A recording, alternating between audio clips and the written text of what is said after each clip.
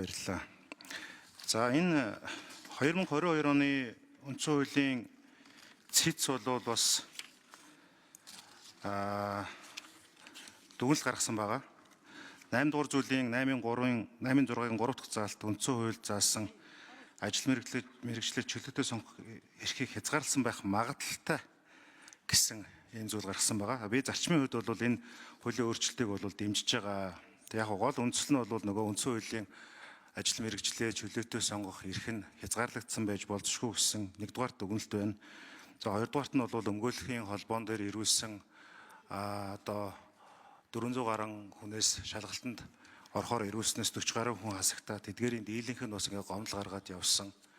За мэдээж шалгалтанд орохын тулд бас ажлаас гарах болдог, давхар ажил эрхэлж болохгүй байгаа учраас ажлаас гараад шалгалтандаа тэнцэхгүй бол ажилгүй болчдөг ийм нөхцөл байдал байгаад байгаа.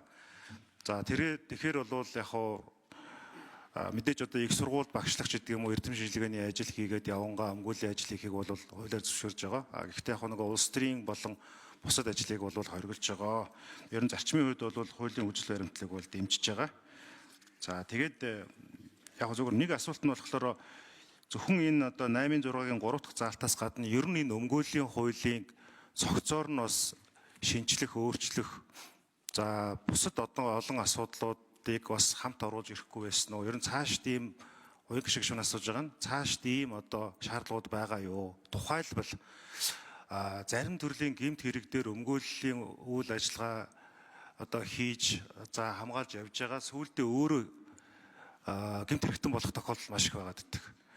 За тэгээд сүүлдээ өөрөө одоо ялтан болоод шоронд орсон тохиолдол ч гэсэн байгаад байгаа. Цаад утгаараа бол нөгөө өмгөөлөгчийн эрх болон энэ өмгөөлөх процесс чи өөрөө хэр зэрэг хуулийн хамгаалтанд байна вэ? За энэ 8-6-гийн 3-ыг одоо цуцлахыг одоо хүчингү болохыг дэмжиж байгаа. Гэхдээ нөгөө талаас энэ өмгөөлөлтөй холбоотой энэ экосистем буюу шудраг ашиг сахиулах энэ одоо хэргийн процессд өмгөөлөгчийн одоо эрх хэр хангагдж байгаа юм бэ? Тэгээ энэ дээр ер нь хуулийнхаа энэ том агуулгад нь бол хэр зэрэг одоо хяналт хийсэн юм бэ? Тэ одоо судалгаа шинжилгээ хийсэн юм бэ? Энэ чиглэлээр ер нь дараад нь дахиад өмгөөлийн хуультай холбоотой өөр юм асуудлууд орж ирэх юм уу? Энэ дээр нэг хариулт авъя гэж бодож байна. За баярлалаа. За хууль санаачлагч уян шиг шүү асуултанд хариулъя.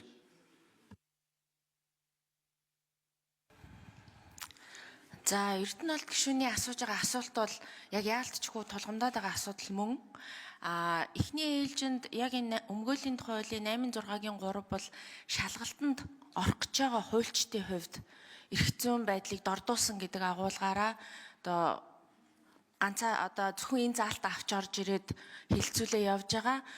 Энээс цаашаагаа бол ер нь өмгөөлийн хуулиа эргэж харах хэрэгтэй байна гэдэг асуудлууд бол маш их хөндөгдөж байгаа.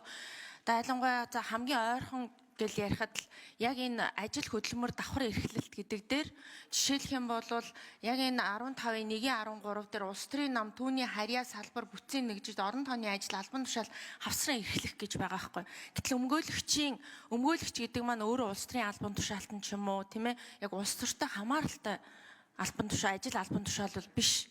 Нөгөө талаасаа компани хуульч өмгөөлөгчийг хориглоно гэдэг заалттай олчиж байгаа юм. Өөрөөр хэлбэл давхар ажил хөдөлмөр эрхэлж болохгүй гэдгээр. Тэгэхээр энэ ер нь бол давхар ажил хөдөлмөр эрхэлж болохгүй гэдэг энэ заалтуудыг ч гэсэн ер нь бол авч үзэх ёстой. Нөгөө талаасаа өмгөөлөгчийн хувьд одоо яг одоо эрүүгийн хэрэг хянын шийдвэрлэх хуулийн дагуу болон яг мөрдөн шалгах ажиллагаан дээр өмгөөлөгч прокурортой энэ тэнцүү орж чадж байгаа юу?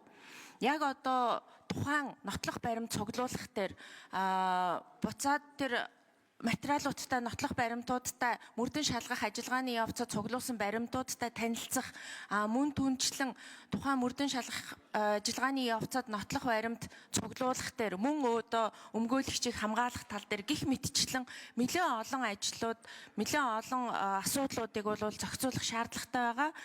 Энэ утгаараа бол цаашид энэ өмгөөлийн хууль дээр бас үргэлжлүүлээд ажилланаа. Тэгээ энэ дээр Эрдэнэ алт гишүүн ч гэсэн бас хамтраад ажиллах байхаа гэж харж байна. Баярлалаа.